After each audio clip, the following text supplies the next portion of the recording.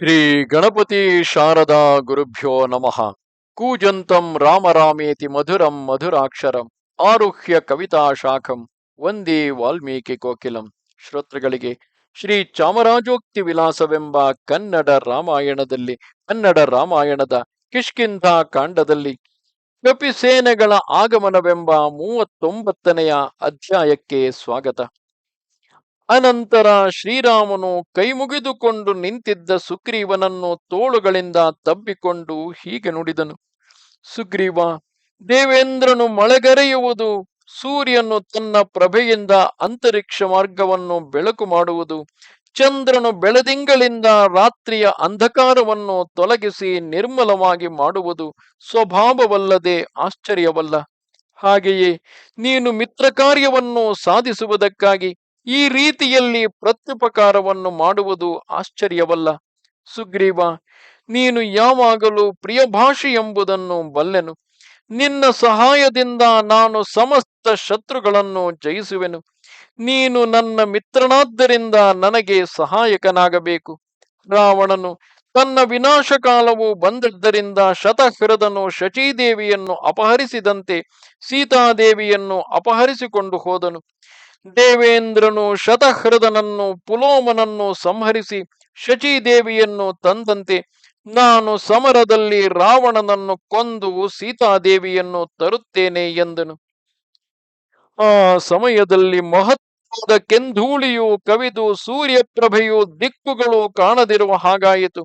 ಸಮಸ್ತ ಪರ್ವತ ವನ ಸಹಿತವಾದ ಭೂಮಿಯು ಕಂಪಿಸಿತು.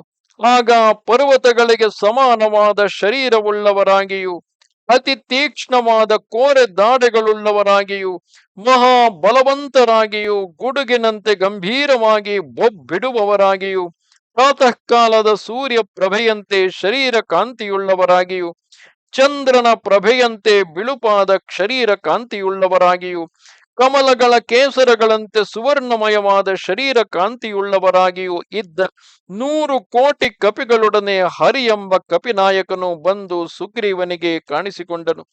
ಆಮೇಲೆ ಮಹಾಮೇರು ಪರ್ವತದಂತೆ ಆಕಾರವುಳ್ಳವನಾಗಿ ತಾರಾದೇವಿಯ ತಂದೆಯಾದ ಸುಷೇಣನೆಂಬ ಕಪಿನಾಯಕನು ಅನೇಕವಾದ ಕಪಿಸೇನೆಯೊಡನೆ ಬಂದು ಕಾಣಿಸಿಕೊಂಡನು. ಬಳಿಕ ರುಮಾದೇವಿಯ ತಂದೆಯಾದ ವಿಭುವೆಂಬ ಸುಗ್ರೀವನ ಮಾವನು ಅನೇಕ ಕೋಟಿ ಕಪಿಸೇನೆಯೊಡನೆ ಕೂಡಿಕೊಂಡು ಬಂದು ಕಾಣಿಸಿಕೊಂಡನು. ಕಮಲಗಳ ಕೇಸರಗಳಂತೆ ತನುಕಾಂತಿಯುಳ್ಳವನು, ಬಾಲಸೂರ್ಯನಂತೆ ತೇಜಸ್ಸುಳ್ಳವನು, ಅತ್ಯಂತ ಬುದ್ಧಿವಂತನು, ಸಮಸ್ತ ಕಪಿಗಳಿಗೆ ಒಡೆಯನು ಆದ ಹನುಮಂತನ ತಂದೆಯಾದ ಕೇಸರಿಯು ಅನೇಕ ಸೇನೆಯನ್ನು ಕೂಡಿಕೊಂಡು ಬಂದನು. ಗೋಲಾಂಗೂಲವೆಂಬ ಕಪಿ ಜಾತಿಗೆ ಒಡೆಯನಾಗಿ ಮಹಾಬಲಪರಾಕ್ರಮಿಯಾದ ಗವಾಕ್ಷನು ಅನೇಕ ಸಾವಿರ ವೀರ ಭಟರೊಡನೆ ಬಂದನು. ಕರಡಿಗಳಿಗೆ ಒಡೆಯನಾಗಿ ಮಹಾಬಲವಂತನಾದ ಧೂಮ್ರನು 20,000 ಕೋಟಿ ಸೈನ್ಯದೊಡನೆ ಬಂದನು. ದದಿಮುಖನೆಂಬ ಕಪಿನಾಯಕನು 1,000 ಕೋಟಿ ಕಪಿಗಳೊಡನೆ ಕಾಣಿಸಿಕೊಂಡನು.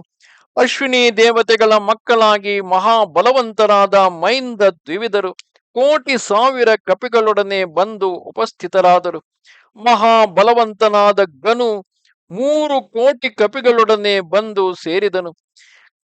ಕರಡಿಗಳಿಗೆ ನಾಯಕನಾದ ಜಾಂಬವಂತನು 10 ಕೋಟಿ ಕರಡಿಗಳೊಡಗೂಡಿ ಬಂದು ಕಾಣಿಸಿಕೊಂಡನು. ರುಮಣ್ವಂತನೆಂಬ ಕಪಿನಾಯಕನು 100 ಕೋಟಿ ಕಪಿಗಳೊಡನೆ ಬಂದನು. ಗಂಧಮಾದನನು 1,000 ಕೋಟಿ ಕಪಿಗಳೊಡನೆ ಬಂದು ಕಾಣಿಸಿಕೊಂಡನು. ಆಮೇಲೆ ತನ್ನ ತಂದೆಯಾದ ವಾಲಿಗೆ ಸಮವಾದ ಪರಾಕ್ರಮವುಳ್ಳ ಅಂಗದನು ಅಸಂಖ್ಯಾತ ವಾನರರೊಡನೆ ಬಂದನು. ಬಂದು ಸುಗ್ರೀವನ ಎದುರಿಗೆ ನಿಂತನು. ನಕ್ಷತ್ರದಂತೆ ಕಾಂತಿಯುಳ್ಳ ತಾರನು 5 ಕೋಟಿ ಕಪಿನಾಯಕರನ್ನು ಕೂಡಿಕೊಂಡು ಬಂದು ಕಾಣಿಸಿಕೊಂಡನು. ಇಂದ್ರಜಾನುವು 11 ಕೋಟಿ ಕಪಿನಾಯಕರೊಡನೆ ಬಂದು ಕಾಣಿಸಿಕೊಂಡನು.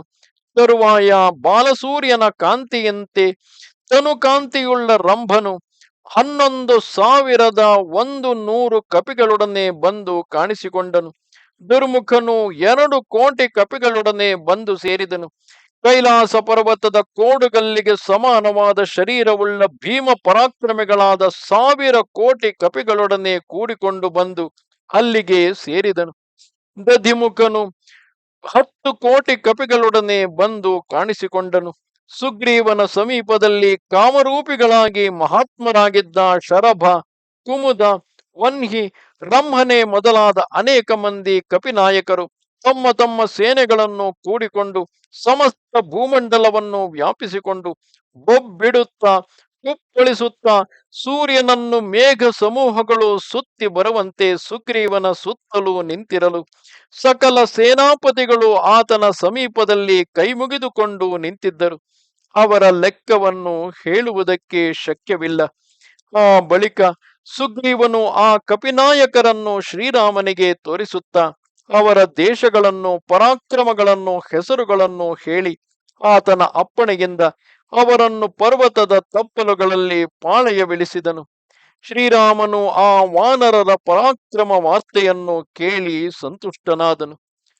ನಮಸ್ತೆ ಶಾರದೆ ದೇವಿ, ಕಾಶ್ಮೀರ ಪುರವಾಸಿನಿ, ತ್ವಾಮಹಂ ಪ್ರಾರ್ಥಯೇ ನಿತ್ಯಂ, ವಿದ್ಯಾದಾನಂಚ ದೇಹಿಮೆ. ನಮಸ್ಕಾರ.